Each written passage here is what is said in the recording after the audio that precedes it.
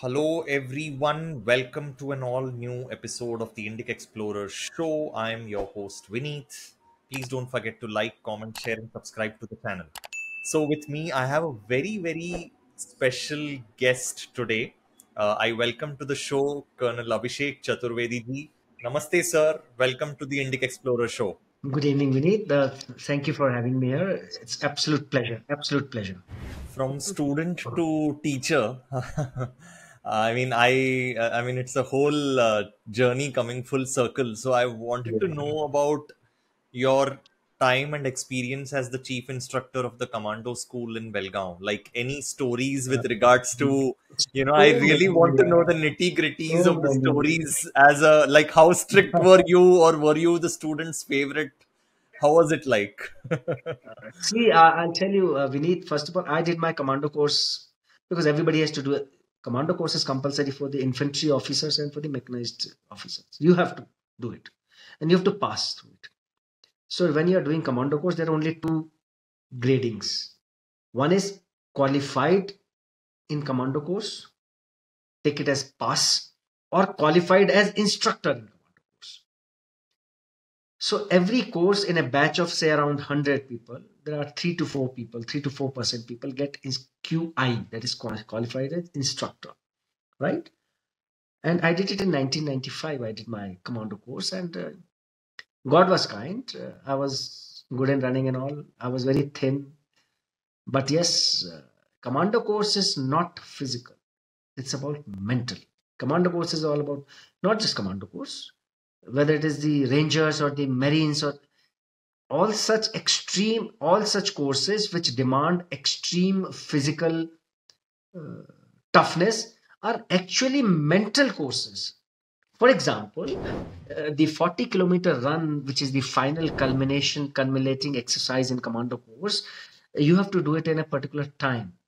You have to finish it. To pass, you have to finish 40 kilometers of run in 5 hours 20 minutes, right?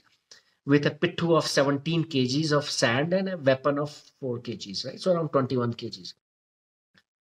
Now, a 40-kilometer run is not physical, it is in your mind. In your first kilometer or second kilometer, if you say, I cannot do it, trust me, you cannot do it after 3 months, 3 kilometers. But if you are mentally tough, you say, balls, I'll do it, I'll do it, I'll do it, you will do it, right? Because it's all here. And it's not just this, beneath your everyday life is it's here. Your everyday life is here. You go to an office, you are traveling, you miss your taxi, you miss your bus, the local train is full. It's all here. Either you cry, oh my god, how will I go? Or you say, come on, this is a routine thing. Everything's mental. So commando course is all about mental. And there, I did it in 95, and I was again nothing great about me. God was very kind. So I got a instructor's grading, and I was second best in physicals, and only those officers and men who have got instructors grading can come back there as instructors sometime in life. They may come back, they may not come back, depending upon the postings.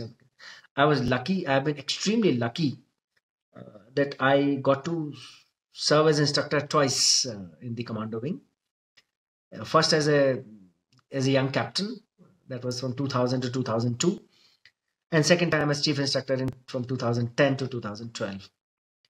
Well, it's, as I said, it's physically very tough and mentally very strong. Excellence in training, teamwork. I was as a youngster when I went as an instructor, as a captain, I was part of a group. So yes, you were like any other instructor. I won't say I was decent, as they say. I was generally decent, which is actually does not qualify too good for being a commando instructor. You're supposed to be decent over there, but I was okay. But as a chief instructor, when I was there, yes, I was probably a little more ruthless.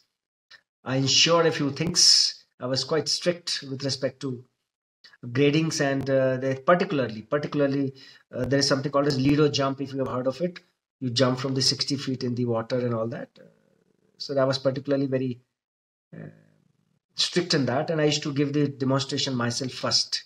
I used to be the first one to jump, and you know because army is all about leading from the front. It's all about leading from the front.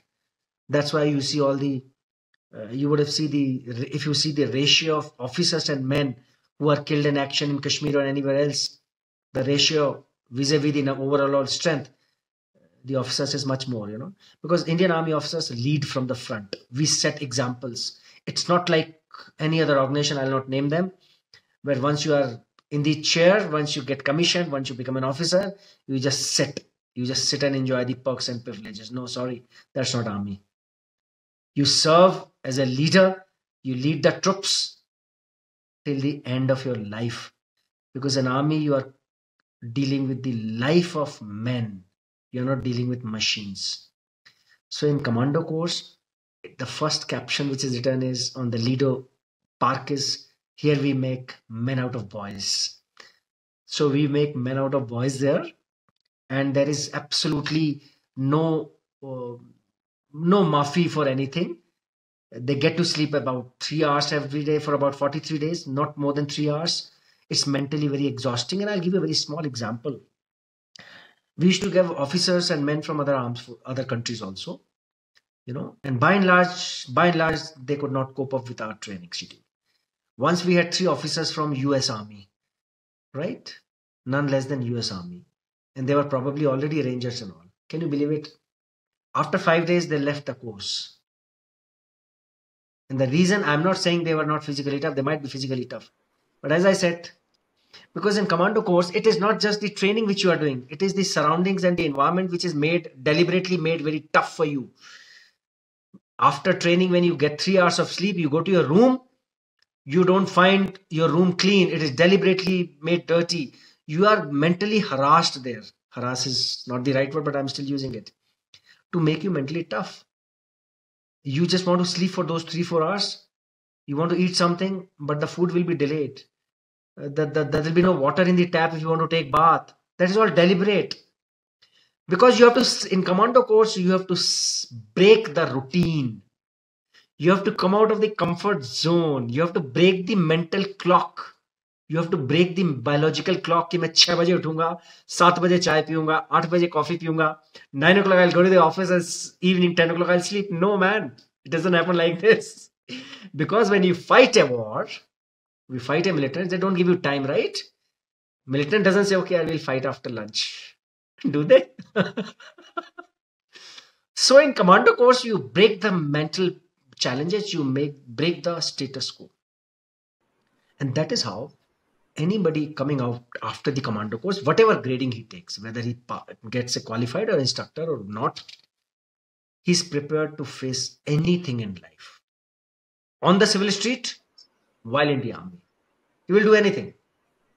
If he has to face a challenge in the train or a flight, if he has to help somebody, dying on the road, that's how army people come and they help you.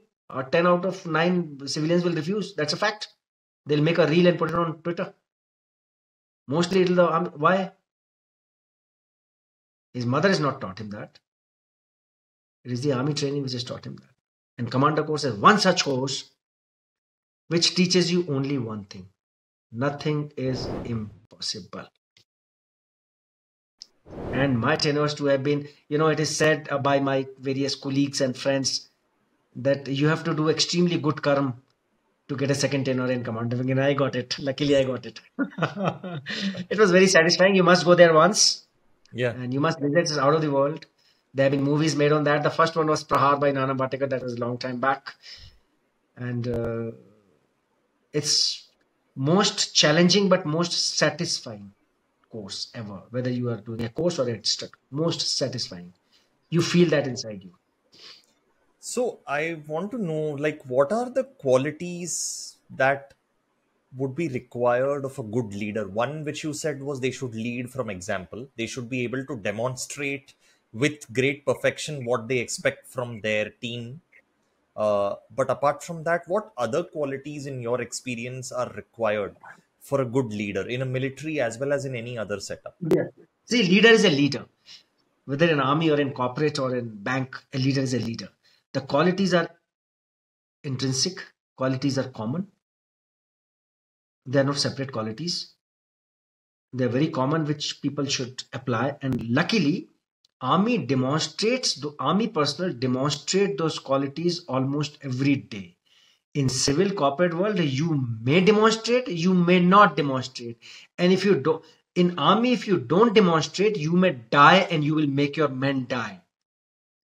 Whereas in corporate or in civil world, if the leader or the boss doesn't demonstrate, the maximum will be that his team will dislike him and abuse him. That is all. But his pay and perks will continue. So, first and foremost, I will just say the same thing which we do in army, right? It has to be a leader. Leader, first of all, leader has to lead from the front, as simple as that, which unfortunately doesn't happen in most of the places. And fortunately, today, so we are apolitical, we are neutral, okay? I'm just saying from my personal. Today, we have a leader in this country who leads from the front. I will tell you this. So, a leader in any corporate or anywhere, he has to lead from the front, set examples. Because unless you set examples, your team will not produce result, will not work. Second is he has to be competent and good in his job.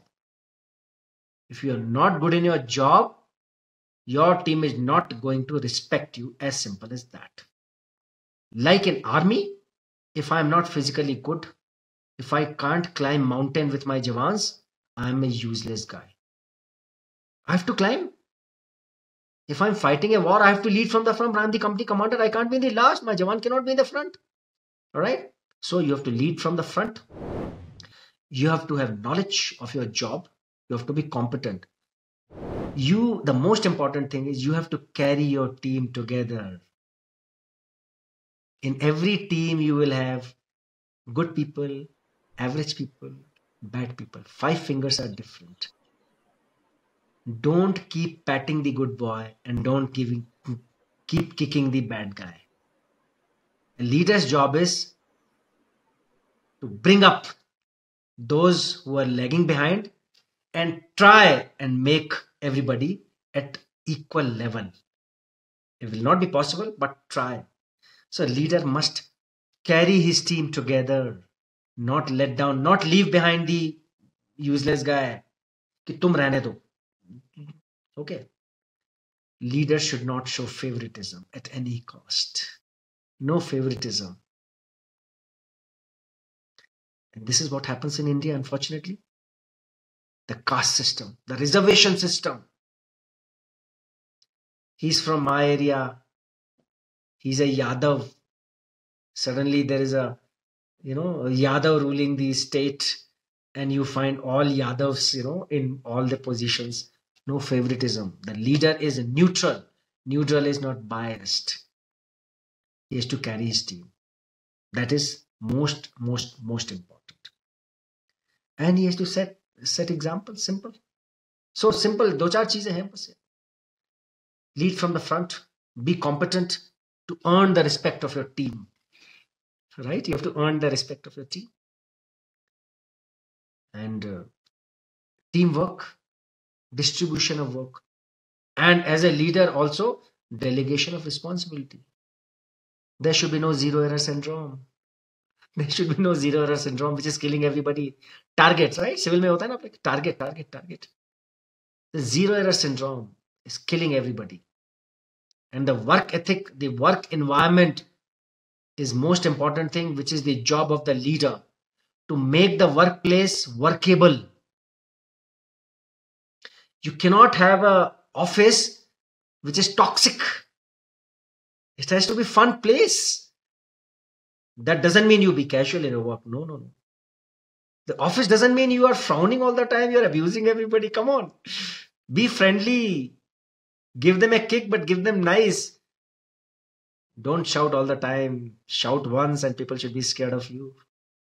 That's all. So these are some basic qualities which everybody has to follow. Yeah, as simple as that. Delegation का जहां तक बात है, like how hands on or hands off, मतलब some leaders are more strategic. They look at the macro picture and they give some autonomy. Some leaders like to micromanage. How is it? What's the right I balance? think, that there is no one size fits all. There is no fixed template for it. It depends on which kind of job you're doing. It depends what is the task in hand. A leader has to identify a right man for the right job. I'm good in speaking. My boss might delegate me to go and attend a conference. You are good in writing, your boss should tell you, you write the thesis. Somebody is good in presentation, he will do it. Somebody is good in, administrative, organizing a conference, he's a good organizer, give him that. So leader has to identify the potential and qualities of each and every team member and delegate him accordingly. Micromanagement is always the worst thing. If you have to micromanage anything, you cannot spoon feed. No? Give the freedom to each team member to prove you wrong. Let the member tell you he's useless. Till the time he proves it, please don't call him useless, right? Let him prove it, no? Give him chance to work, produce results. Know the potential, because the delegation is directly proportional to the capabilities of your team members. Task them, right man, the three things which we say: right man, right job, right place. In army, we say three more things: right place, right dress, right time, and right job. So, a leader, but micromanagement is definitely not, it is counterproductive. Because if you have to micromanage everything, then might as well do it yourself. Now, why waste money on others? They're there to have a job. And a leader should always hold his complete team accountable for the salary they are getting. Everybody has to earn his salary. Make them accountable. Let not anybody fool the system. Let not anybody hoodwink the system. Gain proximity to the boss or to somebody influential because he can. No. He has to be impartial, not biased. If somebody can emulate it, fine. Are there any specific team building activities that you used to do that would help foster a sense of camaraderie, like any form of, like, See, if you say conventional team building exercises, they are while you are appearing for service selection board for selection to army. That is the place where the GTO conducts team building exercises to judge you, to gauge your suitability for army. But once you join the army, we don't need any team building exercises, man. so Every you're day you are doing team building only. You are playing sports, you are playing intercompany sports, you're fighting a war together, you are leading a company or a platoon, you are doing exercises together when you are in peace. You are various competitions that we in every battalion level, whether it is the running competition or the military professional competition, the courses, mandatory professional courses that we do at the infantry school or the war college or the defense services staff college. Our day-to-day life is team building exercise. We don't need to do that. so in a way वो starting में ही filter हो जाता है, मतलब that's how वो you तो don't फौज enter में जाने without. से एनडीए आने से पहले ही he has already said कि you are useless, you are good enough, because they are called as OLQs, officer like qualities. That is why SSB is the toughest interview, any kind of interview in the world. It's not like other interviews like IAS or IPS. You go give an interview and they ask you a few questions and you come back. Man, it is about leadership. It's about commanding men. It's about, you'll be handling lives of men. Officer like qualities in the army are, I mean, it's different in all over the world, not just India. I'm actually curious to know, since you mentioned you've had experience of training American Rangers and Marines. So what was that experience like? See, I won't say I have trained Marines or Rangers, but I would just say my experience with the officers and men from the foreign armies, including America, has been basically at two places. One is at the Commando School, when we used to have men and officers from various countries, including, we basically, these are all political, we call them friendly foreign countries. So we used to have sometimes from the US also, and basically from the Asian countries and from the say Kazakhstan and Kar countries and even the Middle East and all this. So my experience with them has been one in the commando wing, and second with the Americans and the British troops has been I have done some joint exercises with them. Like Belgaum is used to be, I'm not sure whether it is there or not. Belgaum was the hub of joint military exercises of India with other foreign countries, right? Maybe because Belgaum is very conducive, it has got a lovely terrain, it has got conducive temperature. And I being the chief instructor of the commando wing, so Commando School per se had a direct role to play with the joint training which were being conducted in Belgaum. So my interaction was at their level. Those guys, I'll tell you, especially the Westerners or the Europeans, they are physically very tough, but they are physically tough because of their heritage, their biological, I would say, background. They are built tall, built out, they eat meat. Whereas Indians, by and large, visibly we are not as strong as them. But let me tell you, they are not mentally tough as we are. I don't say because we are Indians. Today, every foreign country wants to come to India for joint exercises, especially counterinsurgency. Right? Whether it is the Australians or the French or the Americans or the Britishers or the Malaysians, or they all want to come to India for joint military exercises, whether it is for two places, three places, even the air forces of the foreign countries. One, they want to come to Kashmir for counter-insurgency expertise. Second, they want to go to Northeast. We got CIJW, Counter-Insurgency Jungle Warfare School. They want to go to there to gain our jungle warfare expertise. And third, they want to come to Rajasthan for our desert ops. Why they want to come to us? Because the kind of experience that we have today in various terrains, Indian Army is the only army which is expert in every terrain. Mountains, high altitude Siachen, deserts plus 50 degrees Celsius to minus 50 degrees Celsius, jungles of Mizoram and Arunachal, and built up area counterinsurgency of Jammu and Kashmir. We are expert in everywhere, which is a very rare combination in this world. So they all want to come to us. And the best part is we don't have different troops. This troop will fight only in deserts, this troop will fight. Today I was in Rajasthan, Suratgarh, plus 50 degrees Celsius. After 48 hours, I found myself in Ladakh, minus 40, minus 30. So this peculiarity makes Indian Army soldiers extremely, extremely mentally tough, which they are not.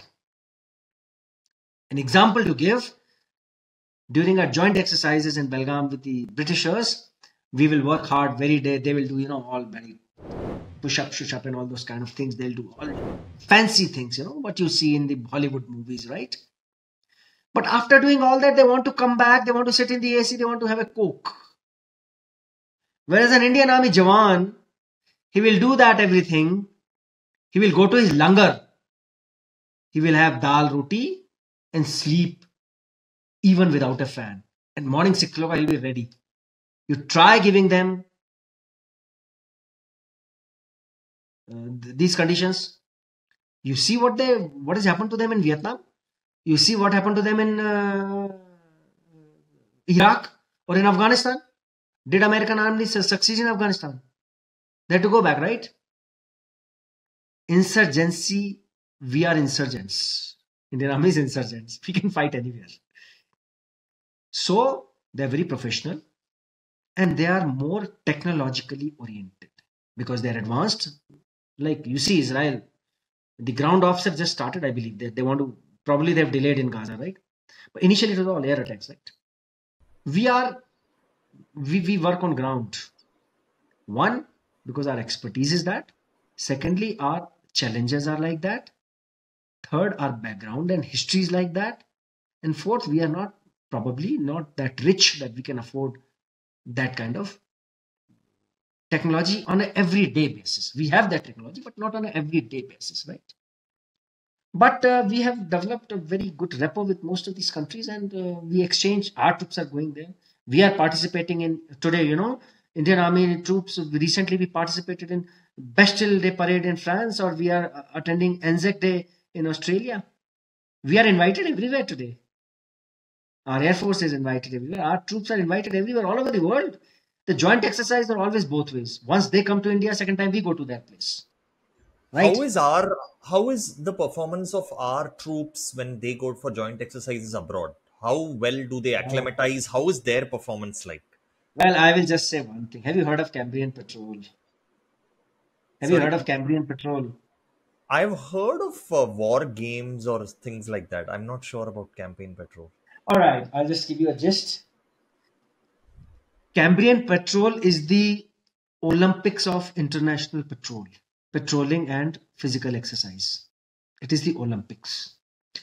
This is conducted every year in the United Kingdom, all right, in the Wales region. And this Cambrian Patrol competition is conducted every year, where almost more than 100 countries, the best of the armies of 100 countries participate, right?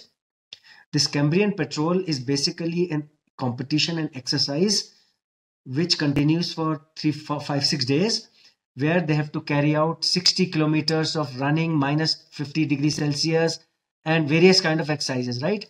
All I'll just say, in last 15 years, Indian Army has won 13 gold medals.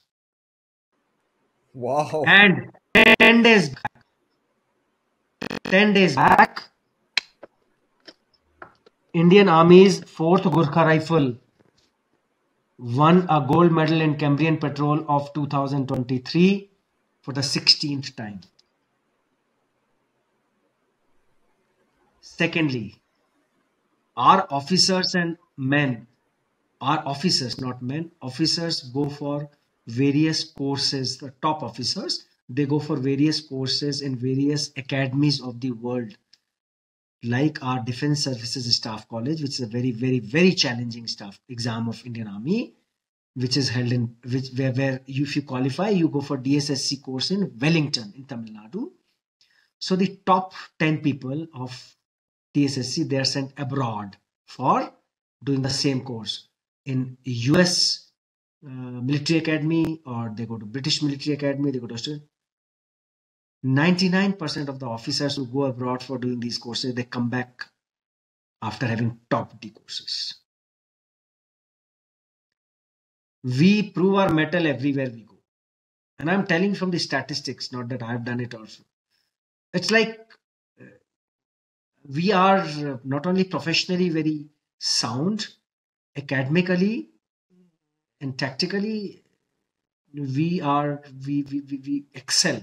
Our officers and men, they excel everywhere. Everywhere. देखो यार, Indian army की आज पूरी दुनिया में कहीं पे सुनोगे आप, we hold huge respect. Probably बाहर वाले हमारी ज्यादा इज्जत करते हैं, इंडिया वाले कम करते हैं. We hold huge respect because of our professionalism, because of our results that we have been giving since 1947. Indian Army and armed forces have never let down this country, never. Irrespective of whatever are the odds, whether it is the CI Ops or the Kargil War or 1947 or China or whatever, we never let down our country. There are no excuses. There are no second runners up in war. No? We don't have a habit of coming second. Yeah. That's how it is. And lastly, a very less known part. We've covered two important parts, but the last being how was your experience like as an author of The Insignificant Soul? Tell us a little bit about the book. How was it writing the book? I mean, not being in the front and writing something, isn't it too much of a desk job for your tastes? How did you take to that? See, Vineet, I've tried to do everything that I want to do in life, right? Whether it is writing or biking. Tomorrow I have to go for biking at 5 o'clock. So I try to do everything, right? And I like to try my hands at everything if I'm able to do it. And I always liked writing and reading. I had been publishing my articles in some of the Indian Army journals quite regularly. And how it started about the book was when I was posted in Kargil, not during the war. After that, Kargil war, I was sitting at a post 16, 17,000 feet. There was a lot of snow. We could hardly venture out of our bunkers. There was no electricity. So we used to have half an hour of generator light in the evening, only half an hour. So it was very boring life, you had nothing to do. Sitting there itself was the only task. So I started scribbling something. I thought, let me write. I had a laptop, luckily, which was functional. So I started writing something. And over a period of 6 months, I wrote some 200-300 pages on something. And then I forgot about it. For about next 6, 7, 10 years, 8 years, I forgot about it. And subsequently, when, now that I become senior and like on the verge of retirement, not involved in those kind of operations where I was involved before. So when I got posted to peace locations before this, I was in Rajasthan. I decided that if you have written something, why don't you bring it out? Why don't you bring it out? So I had 2 bucket lists. They call it bucket list. बोलते हो ना आप लोग? Tick लगाने के लिए. I had 2 things to do in 2022. One was to buy a bullet, and second was to publish my book. So I did both. So I published this book, Insignificant Soul, and the in is in bracket. Let me see if I have this book here. The in is in bracket. So the main crux of this book is that every individual in this world is significant. We all are significant, irrespective of our capabilities, irrespective of background, our financial or resourceful situation.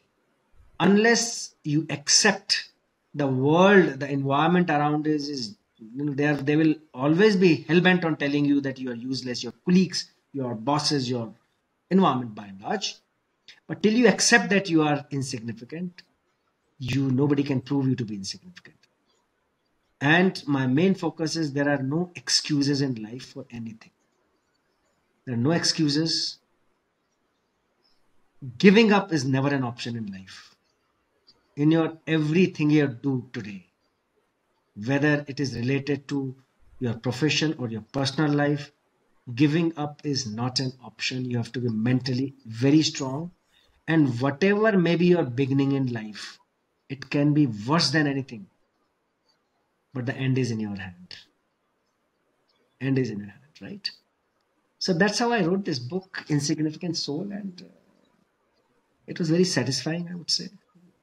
I wrote it for myself, not for anybody else. And I have drawn a lot of happiness out of writing this book. That's all I can say. But I want to ask you, because you mentioned this, when the going gets tough, like uh, how does one bring that extra bit of motivation? Like, I'm not talking about regular adversity, Yeah, I get but your logic. when you face adversity from all sides, you're just, Mm. it's insurmountable odds. What must See, one do? the main quote of Commando Wing is what? Commando Wing, the main saying of Commando Wing is, you said the half of it. When the going gets tough, the tough gets going. In Hindi, it is Mushkil Waqt, Commando Sakht. Sakht means hard. Tough, yeah. Mushkil Waqt, Commando Sakht. So as far as I'm concerned, I draw my all such strength from these 2 sentences. And in personal life, see, there are only 2 choices in life we need. I'm talking very practical. I'm not talking philosophical. A situation comes in front of you. If you are fearful of something, either one is you ignore it and move ahead, but then that fear remains throughout your life. And the second is to face it headstrong, bang your head against it. 50-50 chances to hang. 50% chances you may fail, but 50% chances are there purely that you may pass. So go for that 50% chance. And once you have tried, the rest of your life you're happy. right? So whenever there is a problem, just face it. And I believe crying, giving excuses has got no relevance. दुनिया नहीं सुनेगी. Nobody's bothered. Nobody's bothered about your crying except your mother. Let me tell you. Nobody's bothered. I'm not coming to the office. I've got a headache. Oh yeah, boss will mount at you. Who will do the work? Right? Nobody's bothered. So find a way. If some task has been given, sometimes you may not be able to do it, but try, try, try, try, try. As simple as that. Yeah. So the only solution is to be strong is be strong. That's all I can say. So you gotta be strong. It's simple, yeah. There's no rocket science. There's no rocket science, buddy. Yeah. And you can relate it with something. When you are happy, when you want to do something, suppose on the weekend you want to go to a pub, right? You want to meet your girlfriend, you want to have a glass of beer. Even when there is so much of traffic, your petrol is not there and bloody Yeah. hell, Right. she's angry with you, but still you will make your way to that pub, you will manao her, you will patao her, and you will, still achieve that, right? Come what may, I will go. Why not the same template in other things? Yeah. Makes sense. Apply the same template everywhere, man. I'm sure that that point is driven home after that example. Not a single person will remain an insignificant soul after hearing that. You know? So my funda is that, yeah. And I somehow, personally speaking, Vinit, personally, I just cannot tolerate tears. I just cannot accept excuses. I tell this to my children also, my son. Ki, what are you going to achieve by giving procrastination, by giving excuse? What will you achieve? Nothing you will achieve. And if you have to do something after getting a kick, might as well do it yourself, no? And gather the praises. So, and let me tell you, as I told you, Commando Wing teaches you. Human body is such a beautiful thing which God has made.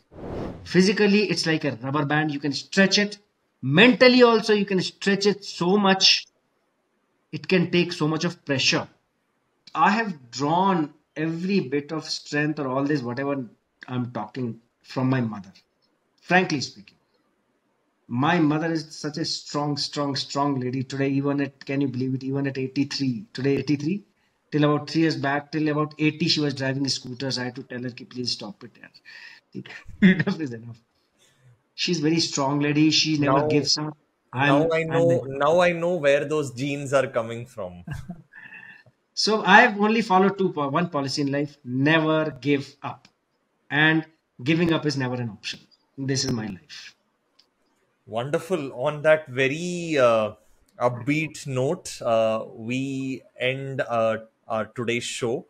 It was a great conversation to have with you, Colonel Went on for Chaturvedi. quite some time. Became very longer. I think it took a lot of time for yours. No, it's completely fine. Sometimes these conversations need to flow, without the limits of time. That's what we do in this podcast. But it felt like a breezy conversation, which we would have over a drink, sitting on I the other know. side of the table. So, yeah, it was a fascinating chat to have with you and pick your brains. And Thank you so much. with that, we come to the end of today's show. Hope you also had as much Had a fun as I great did. time, really a great time, and let me first of all thank you very much for giving me this opportunity to interact with you all and whosoever sees this. Really a wonderful, I would say, gesture on your part. And before we shut this, sorry, close this interview, uh, just two things I would like to convey if whosoever watches it or doesn't watch it, like we as Indians, especially the youngsters and all, we all have to make a little bit more effort to become a better Indian every day. We have to start loving our country a little more. We have to start loving our national anthem a little more. We have to stop questioning everything Indian a little less. Let's love our country a little more and, be a prouder Indian. Let's make ourselves a prouder Indian every day through our actions. And we should be proud in saying Jai Hind every time. And I want to say thank you to you and Jai Hind to you for such a wonderful interaction. Hope we'll continue interacting in life more. And thank you so much. Absolutely. With that, we come to the end of today's show. Please don't forget to like, comment, share, and subscribe. Until next time, Jai Hind. Thank you. Jai Hind.